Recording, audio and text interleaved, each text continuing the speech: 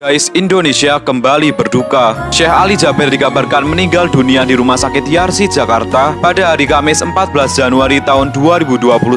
Beliau meninggal dunia pada pukul 8:38 waktu Indonesia Barat. Beliau sebelumnya menjalani perawatan intensif setelah dinyatakan positif COVID-19. Akan tetapi guys, kondisinya dikabarkan sempat membaik beberapa waktu lalu. Bahkan Ustadz Yusuf Mansur mengatakan bahwa Syekh Ali Jaber meninggal dunia dalam keadaan negatif corona. Syekh Ali Jaber memiliki nama lengkap Ali Soleh Muhammad Ali Jaber. Beliau lahir di Madinah, Arab Saudi pada tanggal 3 Februari tahun 1976. Pada usia 10 tahun, beliau telah menghafal 30 juz Al-Quran. Bahkan pada usia 13 tahun, beliau telah diamanai menjadi imam masjid di sebuah masjid di kota Madinah. Mari guys, kita berdoa bersama-sama agar amal beliau diterima oleh Allah Subhanahu wa Ta'ala. Ini hari Kamis, berarti malam Jumaat. Sebaik-baik amalan di malam Jumaat berbanyak salawat kepada Nabi Muhammad sallallahu alaihi wasallam. Bahkan ulama menjelaskan di antara mana yang lebih baik, lebih banyak baca Quran di malam Jumaat atau lebih banyak baca salawat kepada Nabi sallallahu alaihi wasallam. Jawaban ulama, lebih baik berbanyak salawat daripada berbanyak baca Quran. Mengapa? Sebagaimana bersabda Rasulullah SAW, berbanyaklah salawat kepadaku malam Jumaat dan hari Jumaat. Jangan bosan berbanyak salawat. Kalau bisa targetkan 1000, 2000 dan seterusnya semampu kita. Dan mulai malam Jumaat terhitung habis maghrib sampai masuk azan maghrib besoknya. Itu semua namanya malam Jumaat dan hari Jumaat. Mudah-mudahan dalam berbanyak salawat kita bisa mendapatkan berkah dan syafaat Nabi Muhammad sallallahu alaihi wasallam. Assalamualaikum. Alhamdulillah, perjalanan kami ke Palestina dan Jordan berjalan lancar.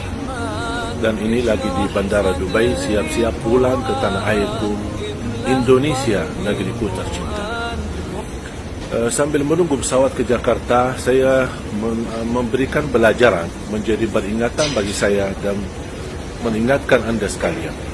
Anda sebagai manusia berhak membenci seorang, apapun alasan. Tapi tidak berhak menghina dia, menzalimi dia, merusak nama baik dia, apalagi orang itu ulama atau ustaz. Makanya mari kita sama-sama menjaga kebersamaan kita. Mari kita bersama-sama menjaga kebersihan hati kita. Jangan sampai kita menjadi orang yang suka menzalimi orang lain. Supaya kita dibangkitkan oleh Allah menjadi orang mulia dunia akhirat. Amin ya rabbal alamin.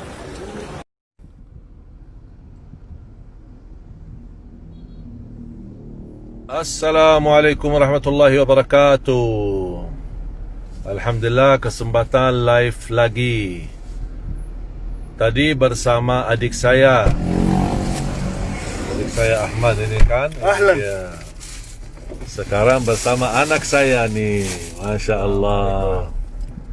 Ayo yang mau daftar, lagi cariin jodoh ini. Sehat San? Sehat. Alhamdulillah.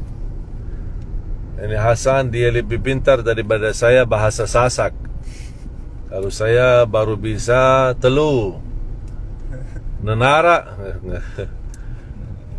Alhamdulillah. Gimana semua di sana di Lombok sehat? Sehat. Alhamdulillah. Ya Allah, kangen banget ini. Sekarang kok Hasan jadi tinggi? Kayak ini lebih tinggi dari Abuya ya? Iya. Ya, semakin tinggi. Sekarang Hasan sudah usia 20. Ya. Mau nikah sekarang atau nanti aja? Nanti dulu. Belum siap ya? Belum. InsyaAllah kita aturkan. Biar kuliah dulu dong. Iya. Kuliah dulu. Mau kuliah di mana? Di Arab atau di Indonesia aja? Indonesia. Atau ke ini apa? Australia atau Singapura atau kemana gitu?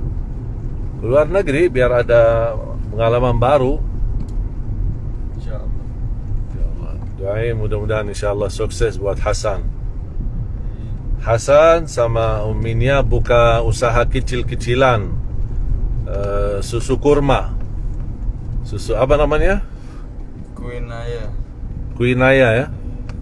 Kuinaya bisa diikuti Instagram, ada di Instagram saya, tinggal diikuti. Yang mau pesan jus kurma yang segar dan ada berbagai rasa bisa ikuti di Instagram saya dan bisa dipesan, tapi khusus untuk Lombok. Yang mudah-mudahan insyaAllah barakah. Sukses selalu untuk Al-Hasan dan juga untuk teman-teman Al-Hasan di Lombok. Ada Hussein, ada Umar, ada siapa lagi? Muhammad. Lebih akrab Umar ya. Terus Sama-sama siapa? Jaber. Terus siapa lagi? Rezi. Fahrezi. Pokoknya temannya banyak, bahkan temannya banyak. Kemarin saya lihat anak saya dia main biliar, tapi jago ya. Kalah tuh menang kemarin. Menang. Mantap. Menang seperti bapaknya, menang selalu. Amin. Ya, mohon doanya untuk anak saya dan juga semua keluarga. Terima kasih. Kan orang yang sabar terhadap ujian, dia akan mendapatkan balasan surga. Selama ini kan kita kenal wal hajjul mabrur laisa lahu jazaa'un illa al-jannah. Sabar laisa lahu jazaa'un illa al-jannah. Sama seperti haji mabrur, tidak ada balasan baginya kecuali dengan surga. Sabar pun tidak ada balasan kecuali dengan surga. Bahkan sabar barang siapa yang membaca ayat Al-Kursi setiap habis salat fardu, tidak ada sesuatu yang mampu menghalanginya masuk surga. Ayat Al-Kursi ini satu ayat menjaminkan kita masuk surga. Kalau satu ayat menjaminkan kita masuk surga, gimana suratul Baqarah seluruhnya? Gimana lagi 30 juz Al-Quran? Kata Siti Aisyah radhiyallahu anha, jumlah tingkatan dalam surga Allah sesuai jumlah ayat Al-Quran. Oleh karena itu tidak ada yang lebih tinggi di dalam surga Allah daripada Ahlul Quran. Karena nanti Ahlul Quran ketika masuk surga, Allah suruh baca dan naik. Baca sebagaimana kamu baca di dunia, dan naik posisimu dan darajatmu di dalam surga. Baca naik terus, baca naik sambil bersama Nabi Muhammad di darajat yang tertinggi di dalam surga Allah. Inna lillahi wa inna ilaihi raji'un. Saya berturut duka cita kepada keluarga besar FBI, khususnya kepada guru tercinta Al-Habib Muhammad Rizik Shihab, dan lebih khusus lagi kepada keluarga saudara-saudara kami yang ditembak mati. Dan mudah-mudahan mereka diterima di sisi Allah Subhanahu wa taala sebagai syuhada. Dan mudah-mudahan ke dalam kejadian musibah ini kita selalu berdoa, Allahumma ajirna fi musibatina wa akhluf lana khairan minha. Ya Allah, sempurnakan pahala bagi kami terhadap musibah ini dan ganti yang lebih baik. A'udzu billahi minasy syaithanir rajim. Bismillahirrahmanirrahim. Subhanalladzi asra bi'abdihi laylan minal masjidil haram ilal masjidil aqsa alladzi barakna hawlahu linuriyahu min ayatina innahu huwas sami'ul basir. Wa atayna Musa al-kitaba wa ja'alnahu hudan li bani Israil. Yang bersama Al-Quran tidak akan merugi. Berkah rizkinya, berkah umurnya, terjamin kebahagiaan. Allah Subhanahu wa ta'ala hanya minta satu, berkenan bersama Al-Quran di dunia. Saya bercita-cita, ya Allah, walaupun saya memilih dan memohon meninggal di Madinah, tapi kalau ya Allah, kalau saya ditetapkan meninggal di Indonesia, mohon saya mau dimakamkan di Lombok. Bila waktu telah memanggil, teman sejati hanyalah amal. Bila waktu telah terhenti, teman sejati tinggallah sepi. Membaca Al-Quran sampai khatam tapi tidak mengerti sama sekali isinya, boleh. Kenapa? Karena ingin meraih setiap satu huruf 10 kebaikan. Meraih satu huruf 10 kebaikan tidak harus faham. Menhayati, memahami isinya, apalagi menamalkan, itu lagi tinggi pahalanya dan besar karunia dari Allah SWT.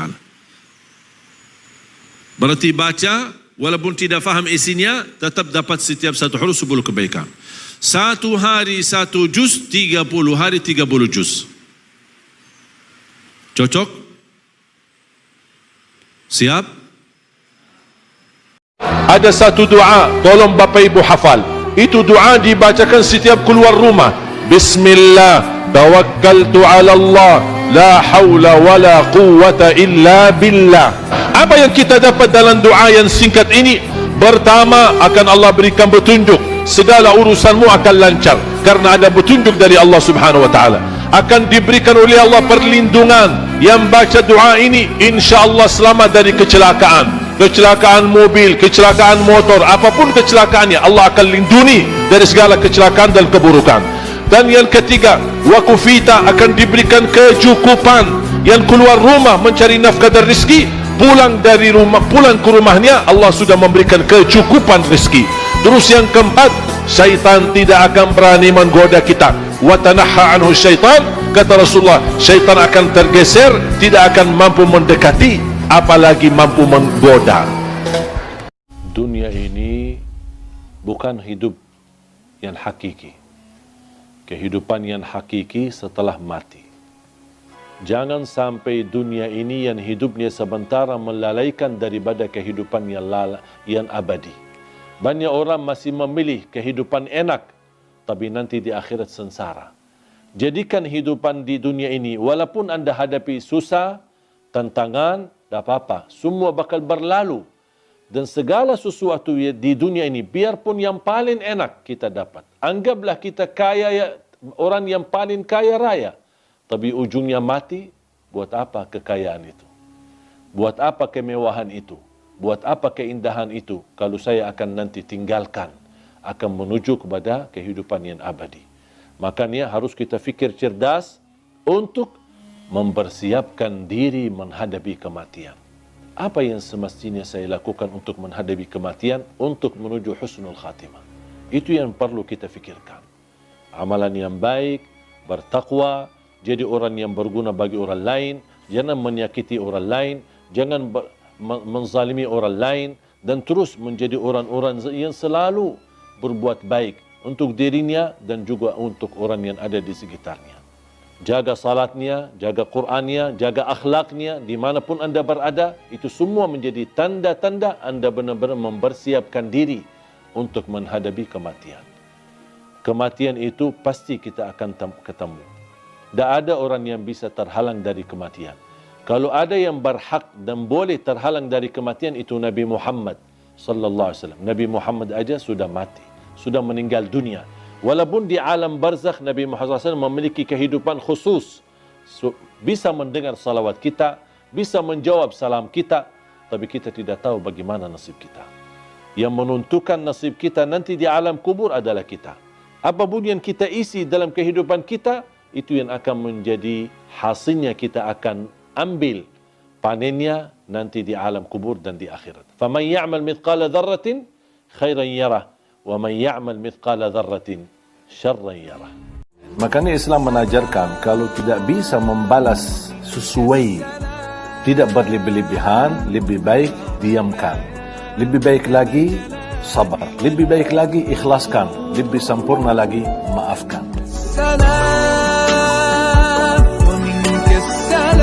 Bila waktu telah memanggil, teman sejati hanyalah amal. Bila waktu telah terhenti, teman sejati tinggallah sepi.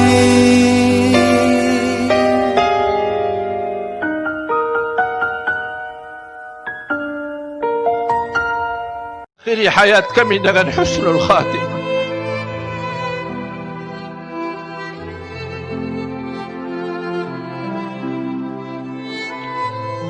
Akhiri hayat kami dengan husnul khatimah.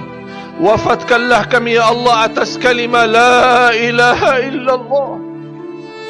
Ya Allah, wafatkanlah kami atas kalimah la ilaha illallah. Setiap malam diambil nyawa kita oleh Allah. Saya punya keyakinan 100% diambil nyawa saya oleh Allah. Tapi saya tidak punya jaminan apakah pagi hari dikembalikan atau tidak. Yang jelas, yang yakin diambil nyawa kita oleh Allah. Kalau tidur dalam keadaan wudu, ruh kita akan mampu bersujud di hadapan Allah Subhanahu wa taala. Tapi tidak ada di antara kita yang punya jaminan ruhnya dikembalikan lagi. Boleh jadi saat diambil saat kita tidur belum dikembali lagi ruh kita. Berarti tidur kita menjadi tidur yang terakhir. Oleh karena itu jamaah sekalian, saya nasihati setiap mau tidur ambil air wudu. Apalagi kalau حامل القرآن قد خصك الرحمن بالفضل والتيجان والروح والريحان يا حامل القرآن قد خصك الرحمن بالفضل والتيجان. الحمد لله. Inna lillahi wa inna ilaihi raji'un.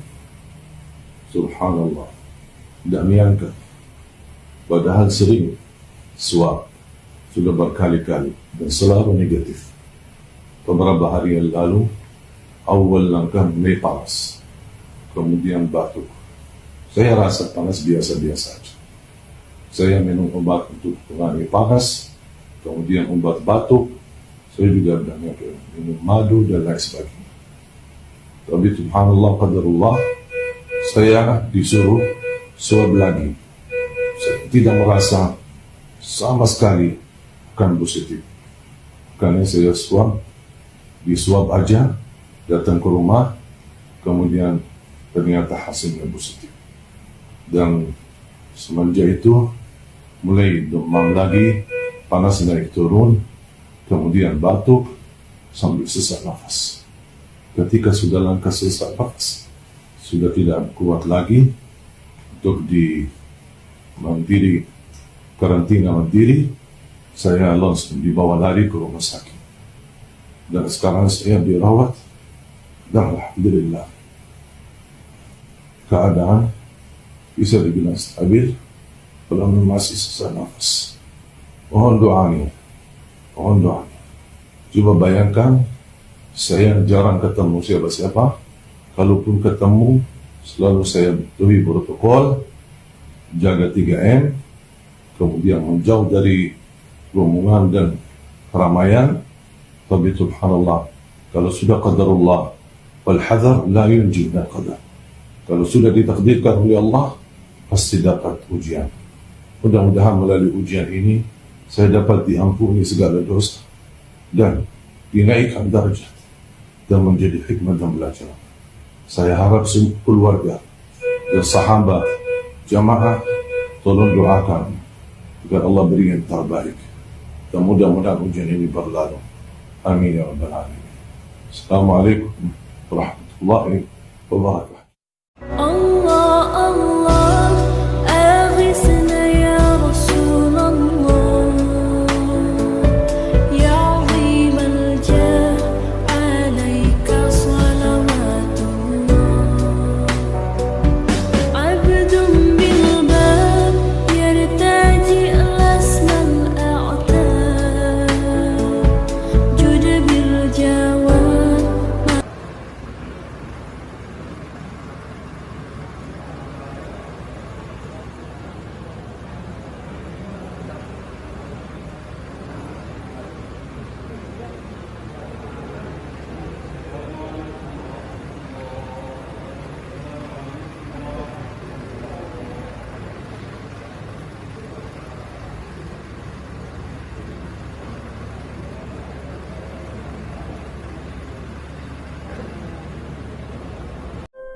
Itu dari Syakir Daulay tadi mau ke rumah, nggak keburu. Insya Allah dia jalan ke dapur kalau ketemu sama Syekh.